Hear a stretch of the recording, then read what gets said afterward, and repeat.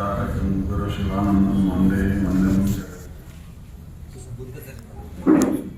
Table ತೆಗೆದ್ಬಿಡ್ರಿ ಸರ್, table ತೆಗೆದ್ಬಿಡ್ರಿ, ಟೇಬಲ್ ತೆಗೆದ್ಬಿಡ್ರಿ, ಟೇಬಲ್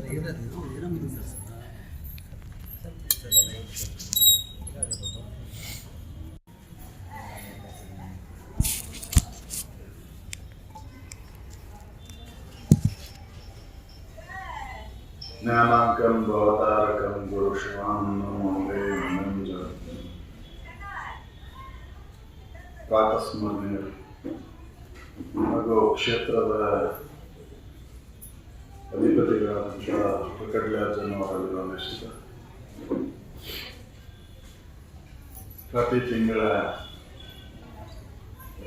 ಅಮಾವಾಸ್ಯೆಯ ಪಾಡ್ಯದಲ್ಲಿ ನಡೀತಕ್ಕಂಥ ಈ ಸತ್ಸಂಗದ ಅಲ್ಲಿ ಭಾಗಿಯಾದಂಥ ಎಲ್ಲ ಮುಮುಕ್ಷುಗಳಲ್ಲಿ ನಮ್ಮ ವಂದನೆಗಳನ್ನು ತಿಳಿಸುತ್ತಾ ಸುಖ ಸ್ವರೂಪರು ಇವತ್ತಿನ ವಿಷಯದ ಬಗ್ಗೆ ತಾಯಿಯವರು ಈಗಾಗಲೇ ಅವರನ್ನ ನಿಜಗುಣರ ಜ್ಞಾನ ಪ್ರತಿಪಾದನಾ ಸ್ಥಳದೊಳಗಿನ ನಂಬು ಜ್ಞಾನವನ್ನೇ ಕರ್ಮ ಎಂಬ ಜಾಲದಲ್ಲಿ ಸಿಲುಕಿ ಹಂಬಲಿಸಿದರು ಅನ್ನುವಂಥ ಒಂದು ಪದ್ಯವನ್ನು ಪ್ರಸ್ತುತಪಡಿಸಿದರು.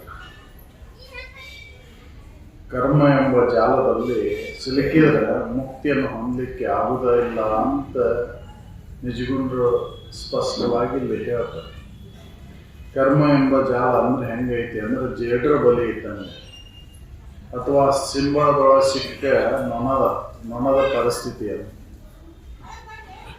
ಜೇಡ್ರ ಬಲೆ ಇದು, ಬಿಡಿಸ್ಕೊಳ್ಳಿಕ್ಕೆ ಆಗೋದೇ ಇಲ್ಲ ಅಂತ ಒಂದು ಜಾಲ ಇದು. ಕರ್ಮ ಅಂದ್ರೆ ಅಷ್ಟೊಂದು ಬಂಧನಕಾರಿ ಐತಿ ಅಂತ. ಅದಕ್ಕೆ ಮುಕ್ತಿನ ನೀನು ಬೇಕಾಗಿದ್ರೆ ಅಂದ್ರೆ ಅತ್ಯಂತ ದುಃಖ ನಿವೃತ್ತಿ ಪರಮಾನಂದ ಪ್ರಾಪ್ತಿನ ಬೇಕಾಗಿದ್ರೆ ಜ್ಞಾನವನ್ನ ನಂಬುವಂತ ನಿಜಗುಂಡರು ಹೇಳ್ತಾರೆ. ನಂಬು ಜ್ಞಾನವನ್ನೇ ಕರ್ಮ ಎಂಬ ಜಾಲದಲ್ಲಿ ಸಿಲುಕಿ ಹಂಬಲಿಸಿದರು ನೀ ಮುಕ್ತಿಯನ್ನು ಬಯಸಿ ಜಾಲ. ಎಂಥ ಜ್ಞಾನವನ್ನು ನಂಬಬೇಕಾಯ್ತು ಅಂದ್ರೆ ಆತ್ಮಜ್ಞಾನವನ್ನು ನಂಬಬೇಕಾಯ್ತು. ಲೌಕಿಕ ಜ್ಞಾನದಿಂದನೂ ಕೂಡ ಬಂಧನದಿಂದ ಬಿಡುಗಡೆ ಆಗ್ಲಿಕ್ಕೆ ಸಾಧ್ಯ ಇಲ್ಲ. ಯಾಕೆ ಲೌಕಿಕ ಜ್ಞಾನ ಅಂತಕ್ಕಂಥದ್ದು ಬರೇ ಉದರ ನಿಮಿತ್ತ ಮಾಸ್ಟರ್, ಶರೀರ ಪಾಲನೆ ಪೋಷಣೆಗೆ ಮಾತ್ರ ಸಂಬಂಧಪಟ್ಟಂಥದ್ದು. ಅದರಿಂದ ಮಾನಸಿಕವಾಗಿ ಶಾಂತಿ ನೆಮ್ಮದಿಯನ್ನು ಹೊಂದಲಿಕ್ಕೆ ಬರುವುದಿಲ್ಲ. ಮಾನಸಿಕವಾಗಿ ಶಾಂತಿ ನೆಮ್ಮದಿ ನಮಗೆ ಲಭಿಸ್ಬೇಕಂದ್ರೆ ನನ್ನ ಕುರಿತ ಸ್ವರೂಪ ಜ್ಞಾನನ ಅವಶ್ಯಕತೆ ಐತಿ ಅಂತ ಅದಕ್ಕೆ ಅವರು ನಂಬು ಜ್ಞಾನವನ್ನೇ ಸಾಕಷ್ಟು. ಹಾಗಾದ್ರೆ ಜ್ಞಾನವನ್ನು ನಂಬುದಾದ್ರೆ ಕರ್ಮ ಈ ಜಾಲವನ್ನ ಯಾಕೆ ಹೇಳಿದ್ರು? ಕರ್ಮ ಯಾಕೆ ಹೇಳಿದ್ರು ಅಂದ್ರೆ ಕರ್ಮ ಯಾವುದಕ್ಕೆ ಪೂರಕವಾಗಿರ್ಬೇಕಂದ್ರೆ ಜ್ಞಾನಕ್ಕೆ ಪೂರಕವಾಗಿರ್ಬೇಕು ಹೊರತಾಗಿ ಆ ಕರ್ಮ ಬಂಧನಕ್ಕೆ ಕಾರಣ ಆಗಿರಬಾರ್ದು. ಜ್ಞಾನಕ್ಕೆ ಪೂರಕವಾದಂಥ ಕರ್ಮಗಳನ್ನು ಮಾಡೋದ್ರಿಂದ ಜ್ಞಾನದ ಒಂದು ಅನುಭವವನ್ನು ಮಾಡಿಕೊಳ್ಳಿಕ್ಕೆ ಬರ್ತತಿ ಅಂತ. ಅದಕ್ಕೆ ವೇದಗಳ ಪೂರ್ವದಲ್ಲಿ ಹೇಳಿದಂಥ ಪೂರ್ವ ಭಾಗ ಕರ್ಮ ಹೇಳ್ತತಿ, ಉತ್ತರ ಭಾಗ ಜ್ಞಾನವನ್ನು ಹೇಳ್ತತಿ. ಉತ್ತರ ಭಾಗ ಅಂದ್ರೆ ಉಪನಿಷತ್ತು ಭಾಗ. ಆ ಉಪನಿಷತ್ತುಗಳು ಏನ್ ಹೇಳ್ತಾವ ಅಂದ್ರ ಆತ್ಮ ಕುರಿತಾದಂಥ ವಿಚಾರಗಳನ್ನು ಹೇಳ್ತಾವ. ತತ್ವಮಸಿ, ಅಯಮಾತ್ಮ ಬ್ರಹ್ಮ, ಪ್ರಜ್ಞಾನಂ ಆನಂದಂ ಬ್ರಹ್ಮ, ಅಯಮಾತ್ಮ ಬ್ರಹ್ಮ ಅನ್ನುವಂಥ ಅಹಂ ಬ್ರಹ್ಮಾಸ್ಮಿ ಅನ್ನುವಂಥ ವಿಚಾರಗಳನ್ನ ಆ ಉಪನಿಷತ್ತುಗಳು ಹೇಳ್ತಾವ. ಅಂದ್ರೆ ಇದರ ಅರ್ಥಾತ್ ಏನೈತಿಪ್ಪ ಅಂದ್ರೆ ನೀನೇ ಆ ಸಚ್ಚಿದಾನಂದ ಸ್ವರೂಪದಿ, ಈ ಶರೀರ ನೀನಲ್ಲ, ಈ ತೋರಿಕೆ ವಿಷಯ ವಸ್ತುಗಳು ಸುಖ ಕೊಳ್ಳಾರವು, ಸುಖನ ನೀನ ಬೇಕಾಗಿದ್ದರೆ ನಿನ್ನನ್ನ ನೀನು ತಿಳ್ಕೋ. ನೀನ್ ಏನದಿ ಅಂದ್ರೆ ಸಚ್ಚಿದಾನಂದಮಯವಾದಂಥ ಸದ್ವಸ್ತು ನೀನದಿ ಅಂತ ಅವು ತಿಳಿಸ್ತವ. ಅದಕ್ಕೆ ನಂಬೋ ಜ್ಞಾನವನ್ನೇ ಅಂತ ಹೇಳಿ ಕರ್ಮ ಎಂಬ ಜಾಲದಲ್ಲಿ ಸಿಲುಕಿ ಹಂಬಲಿಸಿದರು. ಬೇಡ, ವೇದಗಳ ಪೂರ್ವದಲ್ಲಿ ಹೇಳ್ಯಾವ. ಯಾಗ ದಾನ ತಪ ಪೂಜಾದಿ ನೇಮಗಳ ಬಗ್ಗೆ ಹೇಳ. ಅವು ಎದಕ್ಕಪ್ಪ ಅಂದ್ರೆ ಮನಸ್ಸನ್ನ ಸ್ಥಿರಗೊಳಿಸ್ಲಿಕ್ಕೆ, ಮನಸ್ಸನ್ನ ಏನು ಚಂಚಲ ವೃತ್ತಿಯಿಂದ ನಿಶ್ಚಲ ಸ್ಥಿತಿ ತರಲಿಕ್ಕೆ ಮಾತ್ರ ಅವನು ಕೂಡ ನಾವು ಇವತ್ತು ಹೆಂಗೆ ಮಾಡಾಕತ್ತೇವ ಅಂದ್ರೆ ಆ ಯಜ್ಞ ಯಾಗ ದಾನ ತಪ ಪೂಜಾದಿ ನೇಮಗಳನ್ನ ಹೆಂಗೆ ಮಾಡಾಕತ್ತೇವ ಅಂದ್ರೆ ಡಾಂಬಿಕವಾಗಿನ ಮಾಡಾಕತ್ತೇವೆ. ಮನಸ್ಸೆಲ್ಲೋ ಇರ್ತತಿ. ಇಲ್ಲೇ ಮಂತ್ರ ಅನ್ನೋದು, ಗಳಗಂಟೆ ಬಡಿದು, ದೀಪ ಬೆಳಗುದು, ಧೂಪ ಹಾಕುದು, ಇವನ್ನೆಲ್ಲವೂ ಮನಸ್ಸು ನಿಗ್ರಹ ಮಾಡಿಕೊಳ್ಳಿಕ್ಕೆ ಹೇಳಿದಂಥ ಮಾತುಗಳು ಹೊರತಾಗಿ ಇದರಿಂದ ಮುಕ್ತಿ ಆಗುದಿಲ್ಲ ಅಂತ. ಅದಕ್ಕೆ ಅವ್ರು ಹೇಳ್ತಾರ, ವೇದಗಳ ಪೂರ್ವದಲ್ಲಿ ವೇದ ಪುಗದೊಳಗೆ ವಿಧಿಸಿದಂಥ ಯಾಗ ಯಜ್ಞ ದಾನ ತಪ ಪೂಜಾದಿ ನೇಮಗಳು ನಿನಗೀಗ ಜ್ಞಾನೋದಯವಾಗಲು ಈ ಸದ್ಯ ಜ್ಞಾನವನ್ನ ನೀ ಮಾಡಿಕೊಂಡು ಆ ಸುಖವನ್ನು ಹೊಂದಿದ್ದ ಆದ್ರೆ ಹೆಂಗೈತಿ ಅಂದ್ರ ಆ ಸುಖ ಅತ್ಯಂತ ಶ್ರೇಷ್ಠವಾದಂಥ ಸುಖ, ಅದು ಸವಿಲಾರ್ದಂಥ ಸಾಕೆನಿಸದಂಥ ಸುಖ. ಇದರಿಂದ ಸಿಕ್ಕಂಥ ಸುಖ ಏನೈತಿಪ್ಪ ಅಂದ್ರೆ ಕ್ಷಣಿಕ ಐತಿ ಅಂತ. ಆ ಸುಖದ 1,000,000,000 ಭಾಗಗಳು ಒಂದು ಭಾಗಕ್ಕೂ ಸಮವಾಗ ತೀರದು ಅಂತ ಹೇಳ್ತಾರೆ. ಸಮ ಆಗುವುದೇ ಇಲ್ಲ ಅಂತ ಹೇಳ್ತಾರೆ. ಒಂದು ಹನಿಗೂ ಕೂಡ ಸಮವಾಗಲಾರದ್ದು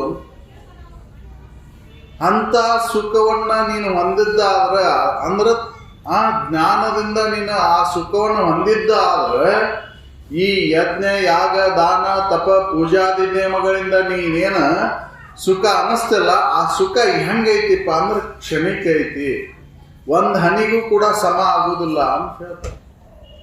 ಸಮ ಆಗಿದ್ರೆ ಅವ್ರು ಮುಂದುವರಿಬಹುದಿತ್ತು. ನಾವು ಸಮ ಅಂತ ಹೇಳಿಲ್ಲ. ಅವರು 1,000,000 ಭಾಗದಳು ಒಂದು ಭಾಗಕ್ಕೂ ಸಮವಾಗ ತೀರದು ಅಂತ ಹೇಳ್ತಾರೆ. ಸಮ ಆಗಿದ್ರೆ ಜೀವನ ಪರ್ಯಂತರೂ ಕೂಡ ನಾವು ಮಾಡಿದಂಥ ಯಜ್ಞ ಇರ್ಬೋದು, ಯಾಗ ಇರ್ಬೋದು, ದಾನ ಇರ್ಬೋದು, ತಪ ಪೂಜಾದಿಗಳನ್ನ ಮಾಡಿದ್ರಿಂದ ಸಿಕ್ಕಂಥ ಫಲ ಒಂದು ಮುಟ್ಟಿಗೆ ಆದರೂ ಸಿಗ್ತಿತ್ತು. 1-2 ಕಾರಣಷ್ಟು ಅಂದ್ರೆ 1,000,000 ಭಾಗದಳು ಒಂದು ಭಾಗಕ್ಕೂ ಸಮ ಆಗುವುದಿಲ್ಲ ಮಾಡಿ ಏನು ಉಪಯೋಗ ಹಾಗಾರೆ? ಕರ್ಮ ಮಾಡಿ ಅದರ ಅರ್ಥ ಕರ್ಮವನ್ನು ಬಿಟ್ಟು ಜ್ಞಾನವನ್ನ ನಂಬ್ರಿ ಅಂತ ಹೇಳಿದ್ದು.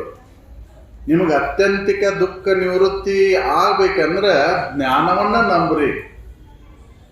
ಜ್ಞಾನ ನಿಮ್ಮ ಪರಮಾನಂದ ಪ್ರಾಪ್ತಿಯನ್ನು ತಂದು ಕೊಡ್ತೈತಿ. ಆತ್ಮಜ್ಞಾನವನ್ನ ನಂಬಿದ್ರೆ ಈ ಕರ್ಮ ಎಂಬ ಜಾಲ ಹೆಂಗೈತಿ ಅಂದ್ರೆ ಜೇಡ್ರ ಬಲೆ ಒಳಗೆ ಬಿದ್ದಂತ ಹುಳದ ಗತೆ. ಒಂದು ಕರ್ಮ ಮಾಡೋದ್ರಿಂದ ಮತ್ತೊಂದು ಕರ್ಮದ ಅದು ಬೆಳೆತನ ಹೋಗೈತಿ. ಫುಲ್ ಸ್ಟಾಪ್ ಅನ್ನೋದಿಲ್ಲ ಅದು ಕರ್ಮಕ್ಕೆ. ನೋಡ್ರಿ, ವಿಚಾರ ಮಾಡ್ರಿ, ನೀವು ಏನೋ ಒಂದು ಮಾಡ್ತಿರ್ತೀರಿ, ಅದರಿಂದ ಮತ್ತೊಂದರಿಂದ ಮತ್ತೊಂದು ಹೀಗೆ ಬೆಳೆತನ ಹೋಗೈತಿ ಕರ್ಮ. ಅದರಿಂದ ಬಿಡುಗಡೆ ಆಗ್ಲಿಕ್ಕೆ ಸಾಧ್ಯನೇ ಇಲ್ಲ. ಅದಕ್ಕೆ ಆ ಕರ್ಮವನ್ನು ಬಿಡ್ರಿ ಅಂತ ಹೇಳ್ತಾರೆ. ಬಿಟ್ಟು ನಿಮ್ಮನ್ನ ನೀವು ತಿಳ್ಕೊರಿ, ನೀವ್ಯಾರದಿರಿ ಅನ್ನೋದಂತ ವಿಚಾರವನ್ನು ಮಾಡ್ರಿ. ಮತ್ತು ಅದನ್ನ ಮಾಡ್ಕೊಳ್ಳಿಕ್ಕೆ, ಜ್ಞಾನವನ್ನು ಮಾಡ್ಕೊಳ್ಳಿಕ್ಕೆ ನೀವು ಏನು ಮಾಡಬೇಕಾಗಿಲ್ಲ ಅಂತ ಹೇಳ್ತಾರ್ರಿ. ಕರ್ಮಕ್ಕೆ ನೀವು ಬಾಹ್ಯ ವಸ್ತುಗಳನ್ನ ಅವಲಂಬಿಸ್ಕೋಬೇಕಾಕೈತಿ. ಜ್ಞಾನಕ್ಕೆ ಏನು ಅವಶ್ಯಕತೆ ಇಲ್ಲ. ನೀವು ಪೂಜೆ ಮಾಡ್ಬೇಕಂದ್ರೆ ಹೂವು ಪತ್ರಿ ಧೂಪ ದೀಪ ಇವನ್ನೆಲ್ಲ ಅವಲಂಬಿಸ್ಕೋಬೇಕಾಕೈತಿ. ಆದ್ರೆ ಜ್ಞಾನಕ್ಕೆ ಅದರ ಅವಶ್ಯಕತೆನೇ ಇಲ್ಲ. ಎಲ್ಲಿ ಹೋಗ್ಬೇಕಾಗಿಲ್ಲ ಅಂತ ಹೇಳ್ತಾರೆ. ತನುವ ದಂಡಿಸಬೇಡ, ಮನವ ನಿಲ್ಲಿಸಬೇಡ, ಮನೆಮಾರು ತೊರೆದು ವನವಾಸ ಬೇಡ, ಧನವನ್ನು ನೀಗಿರಬೇಡ, ತನಗಿನಿತು ತತ್ವಜ್ಞಾನ ಸಂಜನಿಸಲು ಅಗವೆಲ್ಲವೂ ಕಡಿಪುದರಿಂದ. ಏನು ಈ ಸದ್ಯ ನಿಮ್ಗೆ ಆ ತತ್ವದ ತಿಳುವಳಿಕೆ, ತ್ರಿಕಾಲ ಬಾಧಿತ ವಸ್ತುವಿನ ತಿಳುವಳಿಕೆ ನಿಮಗೆ ಆಗಿದ್ದ ಕರೆ ಆದ್ರೆ ಏನು ಜನ್ಮಾಂತರ ಅಜ್ಞಾನ ಐತಲ್ಲ, ಆ ಅಜ್ಞಾನ ಒಂದು ಕ್ಷಣದೊಳಗೆ ಅಳದೊಕ್ಕೈತಿ ಅಂತ. ಹಾಗೆ ಈಗ ಮುಂಜಾನೆ ಎದ್ದ ಕೂಡಲೇ ಇಬ್ಬನಿ ಬಿದ್ದು ಮಂಜು ಮುಸುಗಿದಾಗ ಏನೂ ಕಾಣೋದಿಲ್ಲ. ಒಂದು ಸೂರ್ಯೋದಯ ಆದ ತಕ್ಷಣ ಹೇಗದು ಕರಿಗೆ ಇಲ್ದಂಗೆ ಆಕೈತು, ಅಥವಾ ಬಹಳ ದಟ್ಟವಾದಂಥ ಕಾಡೈತಿ ಅಂತಂದ್ರೂ ಕೂಡ ಒಂದು ಕಡ್ಡಿ ಬೆಂಕಿ ಕಡ್ಡಿ ಕೊರೆದ್ರೆ ಹೇಗೆಲ್ಲ ಸುಟ್ಟು ಹೋಗ್ತೈತೋ ಹಾಗೆ ಜ್ಞಾನ ಈಗ ಸದ್ಯ ನಿಮಗಾಗಿದ್ದಾವ್ರ, ಆ ತತ್ವದ ತಿಳುವಳಿಕೆ ನಿಮಗಾಗಿದ್ದಾವ್ರ ಎಲ್ಲವೂ ನಾಶ ಆಗಿ ಹೋಗ್ಬಿಡ್ತೈತಿ. ಅದಕ್ಕೆ ನಂಬೋ ಜ್ಞಾನವನೇ ಅಂತ ಹೇಳಿ. ಅದಕ್ಕಾಗಿ ನಾವು ಶರೀರ ದಂಡಿಸ್ಬೇಕಾಗಿಲ್ಲ, ಜ್ಞಾನಕ್ಕಾಗಿ. ಕರ್ಮಕ್ಕೆ ಶರೀರ ದಂಡಿಸ್ಬೇಕಾಕೈತಿ, ಮನೆ ಮಠ ಬಿಟ್ಟು ಹೋಗ್ಬೇಕಾಕೈತಿ, ಮನೆ ಮಾರು ತೊರೆದು ವನವಾಸ ಬೇಕಾಗಿಲ್ಲ. ಅದಕ್ಕೆ ಹೌದಲ್ರಿ, ಎಲ್ಲಿ ಹೋಗ್ಬೇಕಾಗಿಲ್ಲ ಜ್ಞಾನಕ್ಕಾಗಿ, ಇದ್ದಲ್ಲೇ ಮಾಡ್ಕೊಳಕ್ ಬರ್ತೈತಿ. ಎಲ್ಲಿ ಹೋಗ್ಬೇಕಾಗಿಲ್ಲ ಜ್ಞಾನ ಮಾಡ್ಕೊಳಕ್ಕೆ. ನಮ್ಮನ್ನ ನಾವು ತಿರುಗಿ ನಿಂತು ನೋಡ್ಕೊಂಡ್ರೆ ಅದು ಹೊಳಿತೈತಿ. ನಮ್ಮನ್ನ ನಾವು ತಿರುಗಿ ನಿಂತು ನೋಡ್ಕೊಂಡು ಅಲ್ಲಿ ಏನು ಮಾಡೇವು, ನಿನ್ನೆ ಏನು ಮಾಡಿದೆವು, ಇವತ್ತು ಏನು ಮಾಡಾಕತ್ತೇವು, ನಾಳೆ ಏನು ಮಾಡ್ಬೇಕು ಅನ್ನುವಂಥ ವಿಚಾರ ಇರ್ಲಿಕ್ಕೆ ನಾವು ಏನು ಮಾಡಾಕತ್ತೇವು, ನಿನ್ನೆ ಮಾಡಿದ್ದ ಇವತ್ತು ಮಾಡಿದ್ದ ನಾಳೆ ಹಂಗೆ ಮುಂದುವರೆದು ಬಿಟ್ಟೈತಿ. ಇದನ್ನ ಹೆಂಗೆ ಮಾಡೇವು ಅಂದ್ರೆ ಜನ್ಮಾಂತರದಲ್ಲಿ ಇದನ್ನ ಮಾಡ್ಕೊಂತ ಬಂದೆವು, ಬಿಟ್ಟಿಲ್ಲ ಇದನ್ನ. ಈ ಶಬ್ದಾದಿ ವಿಷಯ ಸಂಪರ್ಕ ಮಾಡಿ ಸುಖವನ್ನು ಹೊಂದಬೇಕಂತ ಅನೇಕ ಕರ್ಮಗಳನ್ನು ಮಾಡ್ತಾ ಅನೇಕ ಕರ್ಮದೊಳಗೆ ಸುಖ ಐತಿ ಅಂತ ತಿಳ್ಕೊಂಡು ಅವ ಕರ್ಮಗಳನ್ನ ಮಾಡ್ತಾ ಹೊಂಟು ಬಿಟ್ಟೆವು. ಅದಕ್ಕೆ ಅವರು ಈ ಸದ್ಯ ನಿನಗೆ ಆ ತತ್ವಜ್ಞಾನ ಸಂಜನಿಸಲು ಅಗವೆಲ್ಲವೂ ಕಡಿಪುವುದರಿಂದ ಶರೀರ ದಂಡಿಸ್ಬೇಕಾಗಿಲ್ಲ. ನೀನು ಆ ಆಸನ ಈ ಆಸನ ಏನು ಹಾಕಬೇಕಾಗಿಲ್ಲ. ವಿಚಾರ ಮಾಡಿ ನೋಡ್ಕೋ ಇದನ್ನ ಒಂದು ಸ್ವಲ್ಪ. ಇದು ವಿಚಾರ ಮಾಡೋದಕ್ಕೆ ನಿನಗೇನಾಗೈತಿ, ಬಂಧನ ಅನ್ಸೈತಿ. ವಿಚಾರ ಮಾಡಿದೆ ಅಂದ್ರೆ ನೀನು ಬಂಧನನ ಇಲ್ಲಲ್ಲ. ವಿಚಾರ ಮಾಡು ಅಂತ ಹೇಳ್ತಾರ. ಆ ವಿಚಾರ ಮಾಡಕ್ಕೆ ಹಚ್ಚೋದು ಯಾವುದು ಅಂದ್ರೆ ಜ್ಞಾನ.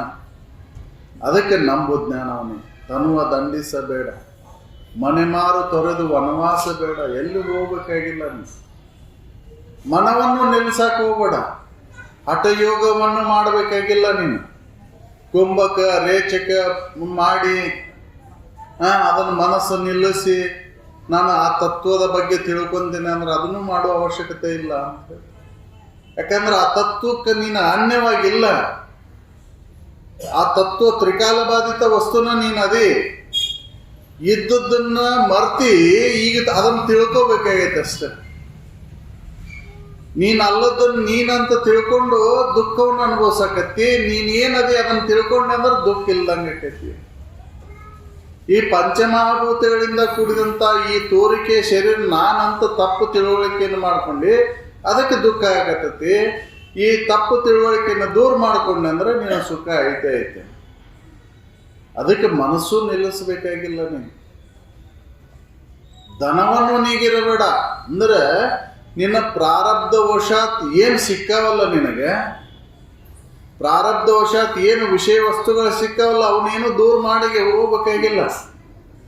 ಎಲ್ಲಿ ಹೋಗ್ಬೇಕಾಗಿಲ್ಲ, ದೂರ ಮಾಡ್ಕೊಂಡು ನಿನ್ನ ಪ್ರಾರಬ್ಧಕ್ಕೆ ಅನುಸಾರವಾಗಿ ಅವು ನಿನಗೆ ಸಿಕ್ಕಾವು. ಎಲ್ಲಿ ಹೋದ್ರೂ ಬಿಡುದಿಲ್ಲ, ಅವು ನಿನಗೆ ಸಿಗ್ತಾವು. ನಿನಗೆ ಗಣ್ಣ ಹತ್ತಿ ಬರ್ತಾವು.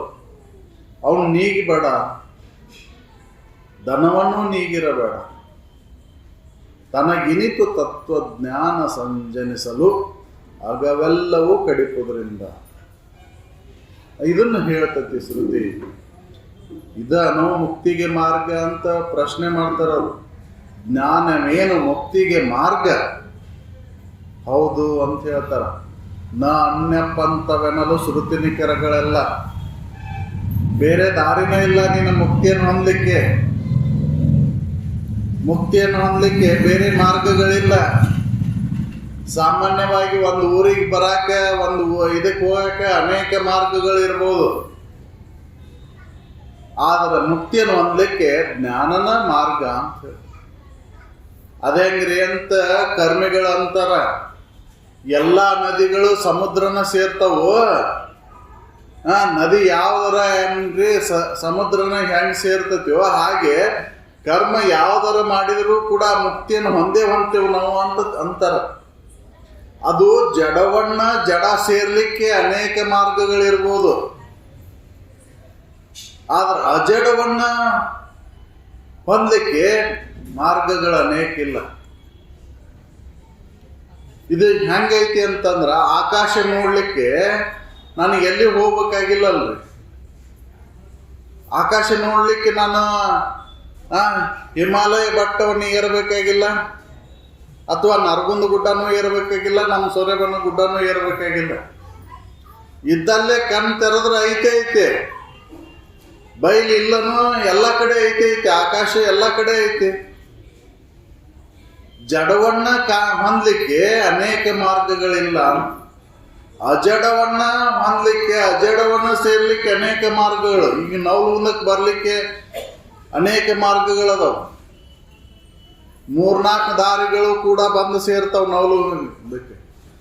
ಆದ್ರೆ ಬಯಲು ನೋಡ್ಲಿಕ್ಕೆ ಯಾವ ದಾರಿ ಐತಿ? ಯಾವುದೂ ಇಲ್ಲ. ಒಂದ ಕಣ್ ತೆಗದಂದ್ರೆ ಐತೆ. ಹಂಗ ಜ್ಞಾನವೇನು ಮುಕ್ತಿಗೆ ಮಾರ್ಗ ಅಂತ ಪ್ರಶ್ನೆ ಮಾಡಿದಾಗ ಹೇಳ್ತಾರ, ನ ಅನ್ಯ ಪಂಥವೆನಲು ಶ್ರುತಿ ನಿಖರಗಳಲ್ಲ. ಶ್ರುತಿಗಳು ಇದನ್ನ ಹೇಳ್ತಾವು. ಏನ್ ಹೇಳ್ತಾವು? ಜ್ಞಾನ ಒಂದ ಅದಕ್ಕೆ ಮುಕ್ತಿಗೆ ಹೊಂದಕ್ಕೆ ಮಾರ್ಗ, ಬೇರೆ ಮಾರ್ಗನೇ ಇಲ್ಲ. ಯಾಕೆ? ಕರ್ಮ ಅನೇಕ ಪ್ರಕಾರಗಳ ಕರ್ಮ ಅದಾವು, ಜ್ಞಾನ ಒಂದ ಐತಿ. ನಿನ್ನನ್ನು ನೀ ತಿಳ್ಕೊಂಡಾಕ ಏನೂ ಬೇಕಾಗಿಲ್ಲ. ಇದನ್ನ ಅದಕ್ಕೆ ನಂಬು ಜ್ಞಾನವನ್ನೇ ಅಂತ ಹೇಳಿ. ಕರ್ಮ ಎಂಬ ಜಾಲದಲ್ಲಿ ಸಿಲುಕಿ ಹಂಬಲಿಸ್ಬೇಡ. ಯಾಕೆ ಹಂಬಲಿಸ್ತಿ? ಮುಕ್ತಿನ ನೀನು ಬೇಕಾಗಿದ್ರೆ ನಂಬು ಜ್ಞಾನ. ಇದನ್ನ ರೂಢಿ ಮಾಡ್ಕೊಂತ ಹೋದೆ ಅಂದ್ರೆ ಅನೂನ ಶಂಭುಲಿಂಗ ಸ್ವರೂಪನೇ ನೀನಾಗಿ ಉಳಿತಿ. ಜ್ಞಾನನ ನೀನು ಮಾಡಿಕೊಂಡಿದ್ದಾದ್ರೆ ನೀ ಶಂಭುಲಿಂಗ ಗಣ್ಯವಾಗಿಲ್ಲ, ನೀ ಶಂಭುಲಿಂಗ ಸ್ವರೂಪನ ಅದಿ. ಇದನ್ನ ತಿಳ್ಕೋ. ನಿನ್ನ ಗಣ್ಯವಾಗಿ ಶಂಭುಲಿಂಗ ಇಲ್ಲ. ಶಂಭುಲಿಂಗ ಬೇರೆ ಕಡೆ ಅದನ್ನ, ಅಲ್ಲದನ, ಬೆಟ್ಟದಾಗದನ, ಗುಯ್ಯಾಗದನ, ಗುಡ್ಡದಾಗದನ ಅಂತಿಲ್ಲ.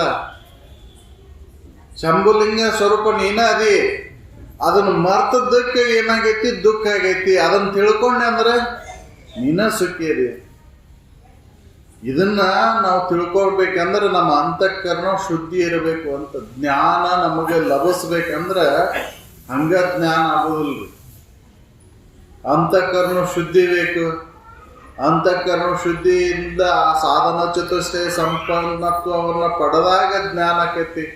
ಆ ಸಾಧನ ಚತುಷ್ಟಯ ಸಂಪನ್ನತ್ವ ಬರಬೇಕಂದ್ರೆ ನಮ್ಮ ಆ ಆಚರಣೆಗಳು ಶುದ್ಧಿ ಇರಬೇಕಲ್ಲ. ಆಚರಣೆ ಶುದ್ಧಿಗಾಗಿ ಕರ್ಮ ಹೇಳಿದ್ದವರು. ನಮ್ಮ ಆಚರಣೆಗಳು ಶಾರೀರಿಕ, ವಾಣಿಕ, ಮಾನಸಿಕ ಏನು ಅದಾವಲ್ಲ, ಇವು ದೋಷಗಳನ್ನು ಕಳ್ಕೊಳ್ಳಿಕ್ಕೆ ಕರ್ಮಗಳನ್ನು ಹೇಳಿದ್ದು. ಜೀವಿಗಳನ್ನು ಸಂತೋಷಗೊಳಿಸುದ ಈಶ್ವರ ಪೂಜೆ ಅಂತ ಹೇಳಿ. ಏನಕೇನ ಪ್ರಕಾರೇಣ ಯಶಕ ಶಾಪಿದೇಮ ಪ್ರಾಜ್ಞಸ್ತು ತದೇವ ಈಶ್ವರ ಪೂಜೆ. ನಮ್ಮ ಎಲ್ಲಿ ಪ್ರಜ್ಞೆ ಉಳ್ಳಂತ ಜೀವಿಗಳದಾರ ಆ ಜೀವಿಗಳನ್ನ ಸಂತೋಷ ಪಡಿಸುದ ಈಶ್ವರ ಪೂಜೆ ಅಂತ. ಈ ಕರ್ಮ ಮಾಡು. ನೀನು ಜೀವಿಗಳನ್ನ ಸಂತೋಷಗೊಳಿಸ್ತಕ್ಕಂಥ ಕರ್ಮವನ್ನು ಮಾಡು. ಅದರಿಂದ ನಿನಗೆ ಇಚ್ಛಿತ ಫಲಗಳು ಸಿಗ್ತಾವು. ಅವು ಇಚ್ಛಿತ ಫಲಗಳ ಬ್ಯಾಡಪ್ಪ ನನಗೆ, ಇವು ಏನು ಇಚ್ಛಿತ ಫಲಗಳು ಏನದಾವಲ್ಲ ವಿಷಯಾದಿಗಳು, ಅವು ದುಃಖಕರ ಅದಾವ ಅಂತ ತಿಳ್ಕೊಂಡು ಅದ್ರ ಮ್ಯಾಲಿನ ಮೋಹವನ್ನು ಬಿಟ್ಟಿದ್ದಾದ್ರೆ ನಿನಗೇನಾಕೈತಿ ಅಂದ್ರೆ ಅಂತಃಕರಣ ಶುದ್ಧಿ ಆಕೈತಿ, ಪರಮಾನಂದ ಪ್ರಾಪ್ತಿ ಲಭಿಸ್ತೈತಿ, ಜ್ಞಾನ ಲಭಿಸ್ತೈತಿ. ನಾವು ಯಜ್ಞ ಮಾಡೋದಂದ್ರೆ ನನ್ನಲ್ಲಿ ಇರ್ತಕ್ಕಂಥ ದುರ್ಗುಣಗಳನ್ನು ಸುಟ್ಟಾಕ್ಬೇಕಾಗೈತಿ. ಯಾಗ ಮಾಡೋದಂದ್ರೆ ಒಳ್ಳೆಯ ಗುಣಗಳನ್ನು ಹಂಚ್ಕೋಬೇಕಾಗೈತಿ. ಅವ್ನು ಮಾಡೋದಿಲ್ಲ. ದಾನ ಮಾಡೋದಂದ್ರೆ ಒಳ್ಳೆಯ ಗುಣಗಳನ್ನು, ಒಳ್ಳೆಯದನ್ನು ಕೊಡಬೇಕಾಗೈತಿ. ನಾವು ಅದನ್ನು ಮಾಡೋದಿಲ್ಲ. ವೃತ್ತಗಳ ಆಚರಣೆ ಮಾಡೋದಂದ್ರೆ ನಾವು ಏನು ತಿಳ್ಕೊಂಡೆವು? ಬರೀ ಶಾರೀರಿಕ ದಂಡನೆ ಅಂತ ತಿಳ್ಕೊಂಡ್ಬಿಟ್ಟೆವು. ಇದರಿಂದ ಜ್ಞಾನ ಆಗುದಿಲ್ಲ. ಜ್ಞಾನ ಆಗ್ಬೇಕಂದ್ರೆ ನಮ್ಮ ಕರ್ಮ ಜ್ಞಾನಕ್ಕೆ ಪೂರಕವಾಗಿರ್ಬೇಕು. ಅದು ಜ್ಞಾನವನ್ನ ಮಾಡಿಕೊಳ್ಳಿಕ್ಕೆ ಪೂರಕವಾಗಿರ್ಬೇಕು. ಅದು ಬಿಟ್ಟುಕೊಟ್ಟು ನಾವು ಏನೇನೋ ಕರ್ಮಗಳನ್ನು ಮಾಡೋದ್ರಿಂದ ಜ್ಞಾನ ಆಗೋದಿಲ್ಲ. ಕರ್ಮ ಅನೇಕ ಮಾಡ್ತೇವೆ, ಅದರಿಂದ ಮುಕ್ತಿ ಆಗೋದಿಲ್ಲ. ಹಂಗಾಗಿದ್ರೆ ಎಲ್ಲರೂ ಮುಕ್ತರಾಗಿಬಿಡ್ತಿದ್ರು. ಕರ್ಮವನ್ನು ಮಾಡೋದ್ರಿಂದ ಮುಕ್ತಿ ಆಕೈತಿ ಅಂದ್ರೆ ಎಲ್ಲರೂ ಮುಕ್ತ ಆಕಿದ್ರು. ಮುಕ್ತಿ ಆಗ್ಬೇಕಂದ್ರೆ ಜ್ಞಾನನ ಬೇಕು ಅಂತ. ಆ ಜ್ಞಾನ ಲಭಿಸ್ಬೇಕಂದ್ರೆ ಬಹಳ ಅದಕ್ಕೆ ನಿರಂತರವಾದಂಥ ಪ್ರಯತ್ನ. ಎರಡು ಜನ್ಮಕ್ಕೆ ಅದು ಆಕೈತಿ ಅಂತ ಗ್ಯಾರಂಟಿ ಇಲ್ಲ. ಯಾಕಂದ್ರೆ ಅನೇಕ ಜನ್ಮದ ವಾಸನೆಗಳದಾವು. ಎಲ್ಲಿ ಹೃದಯಗತವಾಗಿ ಅನೇಕ ಜನ್ಮದ ವಾಸನೆಗಳದಾವು, ಆ ವಾಸನೆಗಳನ್ನ ಕಳ್ಕೋಬೇಕಲ್ರಿ. ವಾಸನೆಗಳನ್ನ ಕಳ್ಕೊಳ್ಳಾರ್ದ ಜ್ಞಾನ ಆಕೈತಿ ಅಂದ್ರೆ ಆಗುದಿಲ್ಲ. ಅವು ಹೋಗ್ಯಾವ ಅನಿಸ್ತತೆ, ಆದ್ರೆ ಹೋಗಿರೋದಿಲ್ಲ. ಅವು ಬೀಜ ರೂಪದಿಂದ ಹಾಗೇ ಇರ್ತಾವ. ಎಷ್ಟೆಷ್ಟೋ ಜನ್ಮದ ವಾಸನೆಗಳದಾವು. ಇವು ಹೆಂಗ ಅದಾವು ಅಂದ್ರೆ ಆಗಿನ ಪೂರ್ತಕ್ಕೆ ಹೋದಂಗೆ ಅನಿಸ್ತಾವು. ಜ್ಞಾನದ ವಿಚಾರವನ್ನ ಕೇಳುವತ್ನಾಗ ಆ ವಿಚಾರದೊಳಗೆ ತೊಡಗಿದಾಗ ನನ್ನಲ್ಲಿ ಏನೂ ಇಲ್ಲ ಅನ್ನಿಸ್ತಾವ. ಆದ್ರೆ ಮತ್ತ ಅದು ಪ್ರಾಸಂಗಿಕವಾಗಿ ಅಂತ ಸಂದರ್ಭ ಬಂದ್ರೆ ಪುಟದ ಎದ್ದು ಬಿಡ್ತಾವ. ಹೆಂಗಂದ್ರೆ ಬೆನ್ನಿ ಹಳ್ಳ ಭಾಳ ಜೋರು ಬಂದಾಗ ಆಪ್ ಬೆಳೆದಿರ್ತೈತಲ್ಲ, ಆಪ್ ಬಗ್ದಂಗೆ ಆಕೈತಿ. ಆ ಹಳ್ಳ ನಿಂತು ಕೂಡಲೇ ಏನು ಹೋಗೈತಿ, ಹಳ್ಳದ ಹರಿವತ್ನಾಗ ಏನು ಹೋಗೈತಿ ಬಿಡು ಅನ್ನಿಸ್ತೈತಿ. ಅವ್ರು ನಿಂತು ಕೂಡಲೇ ಮತ್ತೆ ಶಟದ ನಿಲ್ತೈತಿ. ಹೇಗೋ ಹಾಗೆ ನಮ್ಮಲ್ಲಿ ಹೃದಯಗತವಾದಂಥ ವಾಸನೆಗಳು ಮತ್ತೆ ಹಂಗೆ ಸಾಂದರ್ಭಿಕವಾಗಿ ಅವು ಮತ್ತೆ ಪುಟದು ಹೇಳ್ತಾವು. ಅದಕ್ಕೆ ಅವನು ಸತತ ಅವನ ಅಭ್ಯಾಸದಿಂದ ಮಾತ್ರ ಅವನು ನಾಶ ಮಾಡ್ಕೊಳ್ಳಿಕ್ಕೆ ಬರ್ತೈತಿ. ಅವನು ಅದಕ್ಕೆ ಅಭ್ಯಾಸೇನ ಅಂತ ಹೇಳಿದ್ದವು. ಅಭ್ಯಾಸೇನ ವಿವೇಕೇನ ನಿಗ್ರಹತೆ ಮನ ಅಂತ ಹೇಳಿ. ಮನಸ್ಸನ್ನ ನಿಗ್ರಹ ಮಾಡ್ಬೇಕಂದ್ರ ಅಭ್ಯಾಸ ಬೇಕು ಮೊದಲೇಕೆ. ಯಾವುದರ ಅಭ್ಯಾಸ? ತನ್ನ ಕುರಿತಾದಂಥ ವಿಚಾರಗಳನ್ನು ಕೇಳ್ತಾ ಅದರೊಳಗೆ ಶ್ರವಣ ಮನನ ನಿಧಿಧ್ಯಾಸನ ಪೂರ್ವಕವಾಗಿ ರೂಢಿ ಮಾಡಿಕೊಂಡಾಗ ವಿವೇಕ ಜಾಗೃತ ಆಗತ್ತೆ. ವಿವೇಕ ಜಾಗೃತ ಆಗತ್ತೆ ಅಂದ್ರೆ ಅವಾಗ ಮನಸ್ಸಿಗೆ ಬುದ್ಧಿ ಹೇಳಲಿಕ್ಕೆ ಬರ್ತೈತಿ ಅಂತ. ಎಲೆ ಕಾಕು ಮಾನಸವೇ ಅದರೊಳಗೆ ಏನು ಉಂಟು ಅಂತ ಹೇಳಲಿಕ್ಕೆ ಬರ್ತೈತಿ. ಇಲ್ಲ ಅಂದ್ರೆ ಮನಸ್ಸಿಗೆ ಬುದ್ಧಿನ ಹೇಳಕ್ಕಾಗೋದಿಲ್ಲ. ಭಾಳ ಅಂದ್ರೆ ನಾವು ಹಠದಿಂದ ನಿಗ್ರಹ ಮಾಡ್ತೀವಿ ಅಷ್ಟೇ. ಹಠ ಯೋಗಗಳನ್ನು ಮಾಡೋ ಹೊತ್ತಿನಾಗ ನಿಗ್ರಹ ಆದಂಗೆ ಅನ್ನಿಸ್ತಾವು. ಆದ್ರೆ ಅದು ನಿಗ್ರಹ ಶಾಶ್ವತವಾಗಿ ಎಳೆದಿರೋದಿಲ್ಲ. ನಿಗ್ರಹಿಸಲ್ಪಟ್ಟಿರ್ತಾವು, ಆದ್ರೆ ಮತ್ತೆ ಹುಟ್ಟೋದು ಹೇಳೋದು. ಹಾಗಂದ್ರೆ ಕರ ಕಟ್ಟಿರ್ತೀವಿ ನಾವು, ಅವಾಗೇನದು ಜಿಗಿದಾಡೋದು. ಅದು ಒಂದು ಸ್ವಲ್ಪ ಬಿಚ್ಚುವಂತಂದ್ರೆ ಜಿಗಿದಾಡದೆ ಏನದು ದನ್ನು ಆಗುತ್ತಾನೂ ನಮ್ಮ ಕೈ ಸಿಗುವುದೇ ಇಲ್ಲ. ಹಾಗೆ ಇದು ಒಳಗೆ ಹೃದಯಗತವಾದಂಥ ವಾಸನೆಗಳು ಯಾವಾಗ ಪ್ರಸಂಗ ಬರ್ತಾವ ಅವಾಗ ಪುಟದ ಎದ್ದು ಹೊರಗೆ ಮನಸ್ಸು ಹೊರಗೆ ಎಳ್ಕೊಂಡು ಹೋಗಿಬಿಡ್ತಾವ. ಅದಕ್ಕೆ ಆ ಮನಸ್ಸನ್ನ ವಿವೇಕ ದ್ವಾರ ಕರ್ಕೊಂಡು ಬರಬೇಕಲ್ಲ, ನಿಗ್ರಹಿಸಲ್ಪಡ್ಬೇಕಲ್ಲ. ವಿವೇಕದಿಂದ ನಿಗ್ರಹಿಸಲ್ಪಟ್ಟಾಗ ಮನಸ್ಸು ಶಾಶ್ವತವಾಗಿ ಅದರೊಳಗಿರ್ತಕ್ಕಂಥ ಮನಸ್ಸಿನಲ್ಲಿ ಇರ್ತಕ್ಕಂಥ ರಾಗದ್ವೇಷಗಳು ದೂರ ಆಕ್ಕವು. ರಾಗದ್ವೇಷಗಳು ದೂರ ಆದಾಗ ಅವಾಗ ಮನಸ್ಸು ಶಾಂತಾಗಿ ಉಳಿಲಿಕ್ಕೆ ಸಾಧ್ಯ ಐತಿ. ಅದನ್ನು ನಾವು ನಾವು ಹಂಗೆ ಅನೇಕ ಕರ್ಮದನ್ನು ಮಾಡಿ ಮಾಡಿ ಮಾಡಿ ನಾ ಮನಸ್ಸನ್ನು ನಿಗ್ರಹ ಮಾಡ್ತೇನೆ ಅಂದ್ರೆ ಎಂದೂ ಸಾಧ್ಯ ಇಲ್ಲ. ಅದಕ್ಕೆ ಅವರು ಅನುಭವಗಳು ತಾವು ಕಂಡುಕೊಂಡಂಥ ಸತ್ಯವನ್ನು ನಮಗೆ ತಿಳಿಸಿ ಜ್ಞಾನನ ಇದಕ್ಕೆ ಮುಖ್ಯ ಕಾರಣ ಬೇಕಪ್ಪ ಮುಕ್ತಿಯನ್ನು ಹೊಂದಲಿಕ್ಕೆ. ಕರ್ಮ ಮುಕ್ತಿಗೆ ಸಾಧನ ಅದು. ಜ್ಞಾನನ ಮುಕ್ತಿಗೆ ಸಾಧನ, ಬೇರೆ ದಾರಿನ ಇಲ್ಲ ಅಂತ ತಿಳ್ಕೊಂಡವರು ನಂಬಿ ಜ್ಞಾನವನ್ನು ಮಾಡಿಕೊಂಡು ಅತ್ಯಂತಿಕವಾದಂಥ ದುಃಖವನ್ನು ದೂರ ಮಾಡಿಕೊಂಡು ಪರಮಾನಂದ ಪ್ರಾಪ್ತಿಯನ್ನು ಮಾಡಿಕೊಂಡು ಅದರೊಳಗೆ ತೇಲಾಡಿದ್ರು. ಮಿಂದೆದ್ದು ತಾವು ಕಂಡುಕೊಂಡಂಥ ಸತ್ಯವನ್ನು ನಮಗೂ ತಿಳಿಸ್ಕೊಟ್ಟಾರ. ಹೌದಲ್ರಿ? ಇದನ್ನು ಮಹಾತ್ಮರೆಲ್ಲರೂ ಇದನ್ನು ತಿಳಿಸ್ಕೊಟ್ಟಾರ. ಅವರ ಅಲ್ಪಸಂಖ್ಯಾತರು, ಮಹಾತ್ಮರ ಅಲ್ಪಸಂಖ್ಯಾತರು. ನಾವು ಅವ್ರನ್ನ ಕೈ ಬರಳಿನೊಳಗೆ ಎನಿಸ್ತೇವೆ ಅವ್ರನ್ನ. ಹೌದಲ್ಲ? ಬುದ್ಧಿವಂತರು ಜ್ಞಾನಿಗಳು ಅಲ್ಪಸಂಖ್ಯಾತರು ಎಷ್ಟು ಮಂದಿ ಸಿಗ್ತಾರ್ರಿ? ಭಾಳ ಮಂದಿ ಇಲ್ಲ. ಬಹುಸಂಖ್ಯಾತರು ಎಷ್ಟು ಮಂದಿ ಇದ್ದೇವೆ ನಾವು. ವಿಷಯಾದಿಗಳಲ್ಲಿ ಸುಖವನ್ನು ಅಪೇಕ್ಷೆ ಇಟ್ಕೊಂಡು ವಿಷಯಗಳ ಸುಖತೆ ಕೊಡ್ತಾವಂತ ತಿಳ್ಕೊಂಡು ಅದರೊಳಗೆ ಕರ್ಮಗಳನ್ನು ಮಾಡ್ತಾ ವಿಷಯ ಪ್ರಾಪ್ತಿಯನ್ನು ಮಾಡಿಕೊಂಡು ವಿಷಯದೊಳಗೆ ಕಾಲ ಕಳೆಯೋರು ನಾವೆಲ್ಲ ಬಹುಸಂಖ್ಯಾತರು ಇದ್ದೇವೆ. ಅವರು ಅಲ್ಪಸಂಖ್ಯಾತರು. ಅವರು ಹೇಳಿದಂಥ ವಿಚಾರಗಳನ್ನು ನಾವು ಸತತ ಮೆಲಕ್ಕೆ ಹಾಕಿದಾಗ ಆ ಶಂಭುಲಿಂಗ ಸ್ವರೂಪ ನನಗೆ ಅನ್ಯವಾಗಿಲ್ಲ, ನಾನೇ ಅದೇನು ಅನ್ನೋದು ಖಾತ್ರಿ ಆಗುತ್ತೆ. ಆ ಖಾತ್ರಿ ಮಾಡ್ಕೊಂಡ ಮೇಲೆ ಹೆಂಗೈತಿಪ್ಪ ಅಂತ ಅದನ್ನು ಹೇಳಲಿಕ್ಕೆ ಬರೋದಿಲ್ಲ. ಅದು ಹಿಂಗೆ ಐತೆ ಅಂತ ಹೇಳಲಿಕ್ಕೆ ಬರೋದಿಲ್ಲ. ಯಾಕಂದ್ರೆ ಮಾತು ಮನಗಳಿಂದ ಅತ್ತತ್ತ ಮೀರಿದಂಥದ್ದು. ಅದನ್ನು ಒಂದು ಅಣುವಿನಿಂದ ನಮಗೆಲ್ಲ ತಿಳಿಸ್ಕೊಟ್ಟಾರ. ಅದು ಹೆಂಗೈತಿಪ್ಪ ಅಂದ್ರೆ ಆ ಸುಖ ಸಾಕೆನಿಸದೆ ಸವೆಯದೆ ಬೇರೊಂದು ಬೇಕೆನಿಸದೆ ಕಡೆಯೊಳು ಜೋಕೆಗುಂದದೆ ಆ ಸುಖ ಐತಿ ಅಂತ. ಅಂಥ ಸುಖವನ್ನು ನಾವು ಹೊಂದಬೇಕಾಗೈತಿ. ಪ್ರತಿಯೊಬ್ಬ ಮನುಷ್ಯರು ಕೂಡ ಅದನ್ನು ಹೊಂದಲಿಕ್ಕೆ ಬರ್ತೈತಿ ಅಂತ ಅವ್ರು ಹೇಳಿದ್ರು. ಮಾನವರು ಮಾತ್ರ ಇದನ್ನು ಹೊಂದಲಿಕ್ಕೆ ಬರ್ತೈತಿ ಅಂತ ಮಾನವರಿಗೆ ಮಾತ್ರ ಉಪದೇಶ ಮಾಡಿದ್ದವರು. ಇದು ಯಾರಿಗೂ ಕೂಡ ನಿಲುಕದ ರಹಸ್ಯ ಇದು, ಯಾರಿಗೂ ತಿಳಿದಿಲ್ಲ ಇದು. ಆದ್ರೆ ಅವ್ರಿಗೆ ತಿಳ್ಕೊಂಡು ನಮಗೆ ತಿಳಿಸ್ಕೊಟ್ಟಾಕ ಅವರು ಅನೇಕ ರೀತಿಯಾದಂಥ ಉಪಾಯಗಳಿಂದ ನಮಗೆ ತಿಳಿಸ್ಕೊಡ್ತಾರೆ. ಒಂದು ಅಣುವಿನಿಂದ ತಿಳಿಸ್ಕೊಡ್ತಾರೆ ಅವರು. ಅದಕ್ಕೆ ಅವರು ಕರ್ಮ ಎಂಬ ಜಾಲದೊಳಗೆ ಸಿಲುಕಿ ಹಂಬಲಿಸಬೇಡ್ರಪ್ಪ. ಮುಕ್ತಿನ ನಿಮಗೆ ಬೇಕಾಗಿದ್ರೆ, ಈ ಅತ್ಯಂತಿಕ ದುಃಖ ನಿವೃತ್ತಿನ ನಿಮಗೆ ಮಾಡ್ಕೋಬೇಕನ್ನುವಂಥ ಉತ್ಕಟ ಇಚ್ಛೆ ಇತ್ತಂದ್ರೆ ಬರೀ ಜ್ಞಾನವನ್ನು ಕರ್ಮ ಎಂಬ ಜಾಲದಲ್ಲಿ ಸಿಲುಕಿ ಹಂಬಲ್ಸಕ್ಕೆ ಹೋಗ್ಬೇಡ್ರಿ ಅಂತ ನಮಗೆ ಸಾಕಷ್ಟು ಎಚ್ಚರಿಕೆಯನ್ನು ಕೊಡ್ತಾರೆ. ನಮ್ಗೆ ನೀವು ಏನು ಮಾಡಾಕತ್ತೀರಿ ನೋಡ್ರಿ, ಕರ್ಮ ಮಾಡಿ ಯಾರು ಸುಖಿಗಳಾಗಿರಿ. ಯಾಕಂದ್ರೆ ಒಂದು ಕರ್ಮ ಮಾಡಿ ಒಂದು ವಿಷಯ ಪ್ರಾಪ್ತಿ, ಅವನು ಕರ್ಮ ಹೆಂಗೆ ಮಾಡಾಕತ್ತೇವ ಅಂದ್ರೆ ವಿಷಯ ಪ್ರಾಪ್ತಿಗೋಸ್ಕರ ಮಾಡಾಕತ್ತೇವು ಕರ್ಮ. ಹೌದಲ್ಲ? ಯಾವುದೋ ಒಂದು ಪೂಜೆ ಮಾಡ್ರಿ ಅದರಿಂದ ಅಪೇಕ್ಷೆ ಐತಿ ನಮಗೆ. ಹೌದಲ್ಲ? ಕಾಮನೆ ಬಯಕೆಗಳನ್ನು ಇಟ್ಕೊಂಡ ಪೂಜೆ ಮಾಡಾಕತ್ತೇವು. ಅದು ತೃಪ್ತಿಯನ್ನು ತಂದು ಕೊಡಲಾರ್ದು. ಆ ವಿಷಯ ನಿಮ್ಮ ಪ್ರಾರಬ್ಧಕ್ಕೆ ಅನುಸಾರವಾಗಿ ಸಿಗ್ಬೋದು, ಸಿಗ್ಲಿಕ್ಕಿಲ್ಲ. ಸಿಕ್ಕಾಗ ಒಂಥರ ಆಕೈತಿ, ಸಿಗಲ್ದಾಗ ಮತ್ತೊಂದು ಥರ ಆಕೈತಿ. ಸಿಕ್ತಂದ್ರೆ ಇನ್ನಷ್ಟು ಬೇಕೆನ್ನುವಂಥ ಅಪೇಕ್ಷೆ, ಸಿಗಲಿಲ್ಲ ಅಂದರೆ ಸಿಗವಲ್ದು ಅಂತ ದ್ವೇಷ. ಹೌದಲ್ಲ? ಸಿಕ್ತಂತಂದ್ರೆ ಮತ್ತೊಬ್ಬನ ನೋಡಿ ಅಸೂಯೆ ಪಡೋದು, ನನಗೆ ಸಿಕ್ಕೈತಿ ಅವನು ಸಿಕ್ಕಿಲ್ಲ ನೋಡು ಅಂಥೇಳಿ ಅಹಂಕಾರ. ಇವು ದುರ್ಗುಣಗಳು ಬೆಳೀತಾ ಹೋಗ್ತಾವೆ ಕರ್ಮದಿಂದ ಹೊರತಾಗಿ.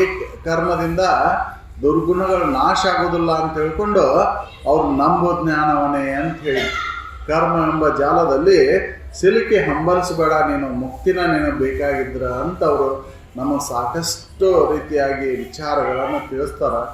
ಅಂಥ ವಿಚಾರದೊಳಗೆ ನಾವು ತೊಡಗಿ ಈ ಶ್ರವಣ ಮನನ ನಿಧಿಧ್ಯಾಸನ ಪೂರ್ವಕವಾಗಿ ನನ್ನಲ್ಲಿ ಇರ್ತಕ್ಕಂಥ ಅಸಂಭಾವ ವಿಪರೀತ ಭಾವವನ್ನು ದೂರ ಮಾಡಿಕೊಂಡು ಸಂಶಯವನ್ನು ದೂರ ಮಾಡಿಕೊಂಡು ನಿಶ್ಚಿಂತವಾಗಿ ಉಳಿಬೇಕಾಗಿ. ಇದು ಮನುಷ್ಯ ಜನ್ಮ ಬಂದದ್ದು ಅದಕ್ಕೋಸ್ಕರ. ಅಂಥ ವಿಚಾರದೊಳಗೆ ನಾವು ತೊಡಗಿ ಈ ಜೀವನವನ್ನು ಸ್ವಾರ್ಥಕ ಮಾಡಿಕೊಂಡು ಅಂತ ಹೇಳ್ತಾ ನಾನು ಒಂದು ಎರಡು ಮಾತನ್ನು ಮುಗಿಸ್ತೀನಿ.